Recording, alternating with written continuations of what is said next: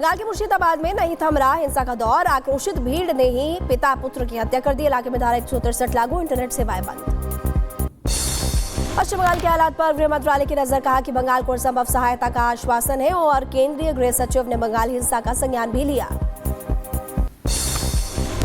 High court से मुर्शिदाबाद में केंद्रीय बलों की तैनाती का आदेश दिया गया। बंगाल में वक्फ का विरोध बढ़ता देख ये फैसला किया गया। पश्चिम बंगाल के मुर्शिदाबाद में भारी फोर्स की तैनाती, हिंसा के हालात पर काबू पाने का प्रयास। मुर्शिदाबाद हिंसा में अब तक 3 लोगों की जान चली गई। मुर्शिदाबाद इलाके में पुलिस ने देर रात निकाला फ्लैग मार्च। डीएसपी समेत तमाम आला अधिकारियों ने हालात पर काबू किया। इलाके में भारी पुलिस फोर्स की तैनाती। मुर्शिदाबाद में रिपोर्टिंग के दौरान रिपब्लिक टीम पर हमला हुआ है। रिपब्लिक की टीम को कवरेज से रोका गया। असामाजिक तत्वों ने मारपीट भी की। पश्चिम बंगाल के नेता प्रतिपक्ष शुवेंदु अधिकारी का ममता सरकार पर निशाना। कहा कि ममता बनर्जी कर रही है तुष्टीकरण की राजनीति। बंगाल में हिंदू सुरक्षित है ही नहीं। पुलिस एरिया में नहीं है, भाग गया है। और ममता बनर्जी तुष्टीकरण का राजनीति कर रहा है, वोट बैंक का राजनीति कर रहा है। केंद्रीय मंत्री सुकांता मजूमदार ने बंगाल में हिंसा को लेकर सीएम ममता बनर्जी को घेरा है और कहा कि देश के अंदर एक और देश बनाने की कोशिश हो रही है। बंगाल को जिहादियों के हाथ में सौंप दिया गया। ममता बनर्जी ने पूरे जिहादियों के हाथ में पश्चिम बंगाल को सौंप दिया है, सिर्फ वोट बैंक की पॉलिटिक्स के लिए। और बांग्लादेश जैसा स्थिति बनाने की कोशिश है। भारत के अंदर और एक देश के अंदर और एक देश बनाने की जो कोशिश है, इसको सबको मिलकर रोकना चाहिए। मुर्शिदाबाद हिंसा पर बोले बीजेपी नेता दिलीप घोष। कहा कि हिंदू मोहल्ले में तोड़फोड़ और आगजनी, मुर्शिदाबाद को बंगाल से अलग करने की साजिश। पश्चिम बंगाल में मुर्शिदाबाद जिला को बंगाल से अलग करने की साजिश चल रही है। बीजेपी सांसद अनुराग ठाकुर का ममता बनर्जी पर निशाना। कहा कि ममता बनर्जी बांग्लादेशी घुसपैठियों को देती है शरण और ममता और विपक्ष कर रहा है तुष्टीकरण की राजनीति। ममता बनर्जी जी बांग्लादेशी घुसपैठियों को शरण देती हैं। विपक्ष ने तुष्टीकरण की राजनीति की। विपक्ष ने भय और भ्रम फैलाकर देशवासियों को एक तरह से बांटने का प्रयास किया। आखिरकार कब तक विपक्ष इतनी घटिया राजनीति करता रहेगा? बीजेपी सांसद सुधांशु त्रिवेदी का मुर्शिदाबाद हिंसा पर बयान। कहा कि वक्फ बिल में सभी संवैधानिक प्रक्रियाओं के बाद ही कानून बना है, तब भी कुछ लोग इस पर कर रहे हैं सियासत। दुखद बात यह है कि पश्चिम बंगाल में ही ऐसा क्यों हो रहा है। ममता बनर्जी जी की जो राजनीति है, ऐसा प्रतीत होता है कि ये पूरे भारत के लिए एक भविष्य में चुनौती बनने की तरफ आगे बढ़ रही है। बंगाल हिंसा पर बोले बीजेपी राष्ट्रीय महासचिव अरुण सिंह। कहा कि बंगाल में हर हाल में वक्फ कानून होगा लागू। ममता बनर्जी के इशारे पर हो रही है हिंसा।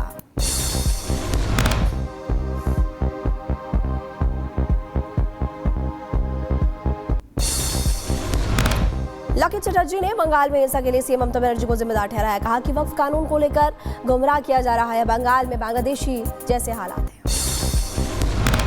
बंगाल में हिंसा पर सीएम ममता बनर्जी का पोस्ट लिखा कि हम हिंसा का समर्थन नहीं करते। बंगाल में लागू नहीं होगा वक्फ कानून। टीएमसी सांसद अभिषेक बनर्जी का बंगाल हिंसा पर बयान। कहा कि कुछ लोग जानबूझकर बंगाल को जलाना चाहते हैं और धर्म के नाम पर अशांति पैदा करने की कोशिश। मध्य प्रदेश के गुना में हनुमान जयंती के जुलूस पर पथराव हुआ। मस्जिद के अंदर से पत्थरबाजी का आरोप है। शोभा यात्रा पर पथराव में कई लोग भी घायल बताए जा रहे हैं। उधर मध्य प्रदेश के गुना में ही पथराव के बाद पुलिस ने संभाला मोर्चा। लोगों ने किसी अफवाह पर ध्यान न देने की अपील की है। इलाके में तनाव के चलते पुलिस की तैनाती की गई। गुना में पथराव मामले में पुलिस का एक्शन शुरू। 5 नामजद 15 से 20 अज्ञात लोगों के खिलाफ केस दर्ज। उपद्रवियों की तलाश में पुलिस की टीम जुटी। गोदा में स्थल पर थोड़ा पथराव हुआ है जी। उसमें लोगों से बुलाया कुछ कम्युनिकेशन गैप रहा। काफ़ी सिचुएशन अभी टोटली कंट्रोल पे है और जिन लोगों ने भी किया मतलब सक्सेस किया। हनुमान जयंती पर कोलकाता में निकाली गई शोभा यात्रा। नेता प्रतिपक्ष शुवेंदु अधिकारी ने शोभा यात्रा में शिरकत की।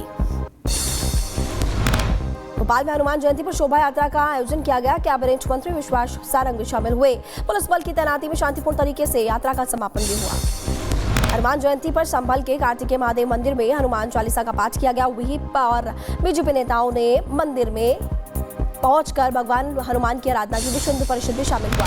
आगरा में करनी सेना का उग्र प्रदर्शन हुआ। हाईवे ब्लॉक करके सपा सांसद रामजीलाल सुमन से माफी मांगने की मांग की जा रही है और सांसद के घर के बाहर सुरक्षा बढ़ाई गई।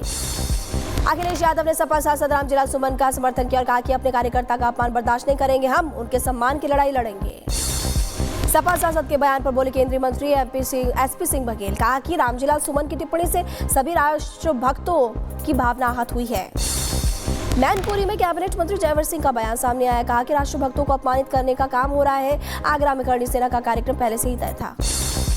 तहव्वुर राणा के प्रत्यार्पण पर बोले सीएम हेमंत बिस्वा शर्मा। कहा कि ये भगौड़ों के लिए संदेश है, मोदी सरकार के लिए एक बड़ी कूटनीतिक जीत थी। लखनऊ में अंबेडकर की प्रतिमा रखने को लेकर बवाल हुआ। पथराव में महिला थाना प्रभारी समेत 6 पुलिसकर्मी घायल बताए जा रहे हैं। इलाके में पीएससी और पुलिस की तैनाती भी की गई। आज भोपाल दौरे पर रहेंगे गृह मंत्री अमित शाह और रविंद्र भवन में आयोजित राज्य स्तरीय का सहकारिता सम्मेलन में शामिल होंगे। सुरक्षा व्यवस्था के चाक चौबंद प्रबंध। 2047 तक आत्मनिर्भर और विकसित भारत बनाने का संकल्प है। बीजेपी सांसद अनुराग ठाकुर ने कहा कि आत्मनिर्भर और विकसित राष्ट्र बनाने के सपनों को हम साकार करेंगे। National Herald money laundering case में ईडी का बड़ा एक्शन। एजेएल की संपत्तियों पर कब्जा लेने के लिए नोटिस भेजा और महीने का किराया ईडी को अब जमा करना होगा। झारखंड में नक्सलियों के साथ मुठभेड़ के एक जवान शहीद और बेस कैंप के पास ब्लास्ट में सीआरपीएफ का एक जवान घायल बताया जा रहा है। इलाके में सुरक्षा बलों का तलाशी अभियान जारी। भारतीय वायुसेना ने बहुराष्ट्रीय वायु आवास में हिस्सा लिया और सुखोई 30 C-17 विमान के साथ अभ्यास किया। 12 देशों की वायुसेना भी इसमें शामिल हुई। भारत अमेरिका की नेवी ने अभ्यास किया। हिंद प्रशांत क्षेत्र में सुरक्षा सहयोग को बढ़ावा देने का टारगेट है और दोनों देशों के बीच सैन्य सहयोग का प्रतीक और ज्यादा बढ़ेगा। उत्तर प्रदेश के झांसी में सनसनीखेज वीडियो सामने आया। युवती और युवकों ने शख्स की लात घूंसों से पिटाई की। आरोपियों की पहचान करने में पुलिस की टीम जुटी। कोटा कचहरी में पति पत्नी के साथ मारपीट करने का वीडियो वायरल हुआ। आपसी विवाद को लेकर पति और पत्नी ने एक दूसरे पर थप्पड़ बरसा दिए।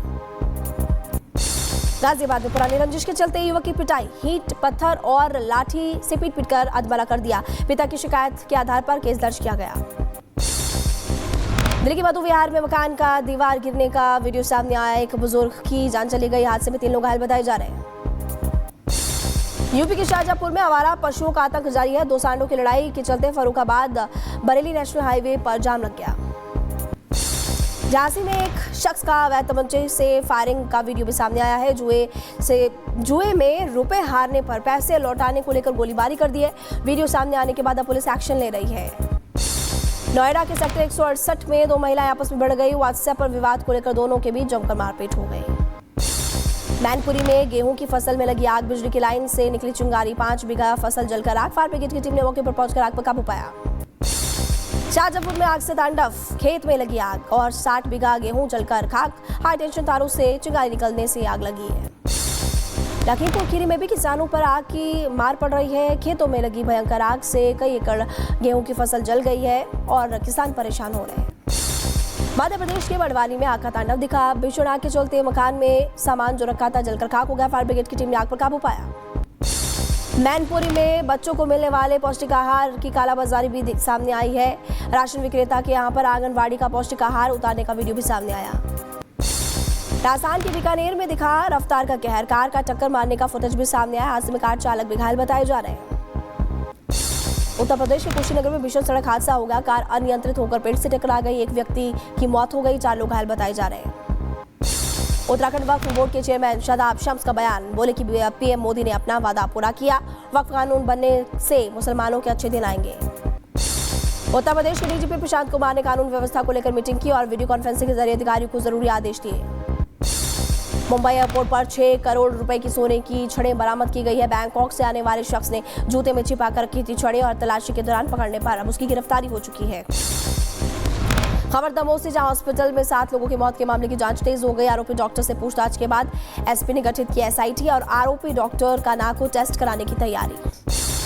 लखीमपुर खीरी में बाघ ने किसान पर हमला कर दिया। खेत में काम करने के दौरान किसान घायल बताया जा रहा है। वन विभाग की टीम के आने पर लोग नाराज। यूपी के सीतापुर में बेखौफ चोरों के हौसले बुलंद। बैंक ऑफ बड़ौदा के सेंटर से हजारों रुपए चोरी करके फरार हो गए। तस्वीरें कैमरे में कैद हो गई। जालंधर ग्रेनेड ब्लास्ट अटैक का मुख्य आरोपी गिरफ्तार। पंजाब पुलिस ने आरोपी सैदुल अमीन को दिल्ली से गिरफ्तार किया। बीजेपी नेता के घर पर ग्रेनेड से अटैक किया था। यूपी के मिर्जापुर में गौ तस्करों के बीच एक्शन जारी है। गौ तस्करों को गिरफ्तार किया जा रहा है। मुठभेड़ के दौरान गोली लगने के बाद गौ तस्कर घायल बताया जा रहा है। यूपी के महाराजगंज में नाबालिग लड़की से गैंग रेप। सामान खरीदने गई किशोरी के साथ दरिंदगी। पुलिस ने 2 आरोपियों को गिरफ्तार किया। यूपी के बुलंदशहर में 6 लुटेरे गिरफ्तार। लूट की योजना बनाने के दौरान पुलिस ने दबोचा। गहने, बाइक, फोन, असला भी बरामद किया गया। शाहजहांपुर में पुलिस ने 2 लुटेरों को गिरफ्तार किया। अवैध हथियार और लूट का सामान भी बरामद किया। हथियार के दम पर लूट करते थे। उत्तर प्रदेश के झांसी में दबंगों की गुंडाई का वीडियो सामने आया। युवक के साथ बेरहमी से पिटाई की गई। पुलिस ने मौके पर पहुंचकर दबंगों को दबोचा। मैनपुरी में पुलिस ने 36 घंटे के अंदर आत्महत्या का मामला सुलझाया। पैसे के चलते गला रेत कर दोस्त ने हत्या की थी। पैसे वापस न देने के चलते ये अंजाम। उत्तर प्रदेश के मऊ में गैंगस्टर एक्ट में गांजा तस्कर पर कार्रवाई हुई है। बदरुद्दीन खान की 15 लाख की संपत्ति कुर्क की गई। जिलाधिकारी पर कार्रवाई। शहर में पेट्रोल पंप मैनेजर के हत्यारे का फोटो जारी किया है। फुटेज के आधार पर जारी किए गए फोटोज हत्या के आरोपियों को लेकर इनाम भी घोषित किया गया। हनुमान जयंती पर नेपाल के बीरगंज में बवाल हो गया। हिंसा आगजनी के चलते हालात तनावपूर्ण है और आज दोपहर 12 बजे तक के लिए कर्फ्यू भी लगाया। बांग्लादेश में इजरायली विरोधी प्रदर्शन जारी है। हमास के समर्थन में ढाका की सड़कों पर उतरे प्रदर्शनकारी। नेशनल हाईवे को जाम करके प्रदर्शनकारियों ने नारेबाजी भी की। उधर न्यूक्लियर प्रोग्राम को लेकर ओमान में अमेरिका और ईरान के बीच वार्ता हुई है। कैदियों की अदला बदली पर भी चर्चा की गई। पश्चिम एशिया में तनाव के बाद माहौल में वार्ता की गई। गाजा में इजरायली सेना का ऑपरेशन जारी है। इजरायल ने गाजा में IDF का वीडियो जारी किया। कहा कि नया सुरक्षा गलियारा हो गया है पूरा। टर्की में बोले रूस और यूक्रेन के विदेश मंत्री। दोनों नेताओं ने एक दूसरे की सेना पर ऊर्जा स्थलों पर हमला करने का आरोप लगाया। चीन में भयंकर रेतीले तूफान ने तबाही मचा दी। 150 किलोमीटर प्रति घंटे की रफ्तार से चल रही तेज हवा। रेतीले तूफान से कई इलाकों को नुकसान।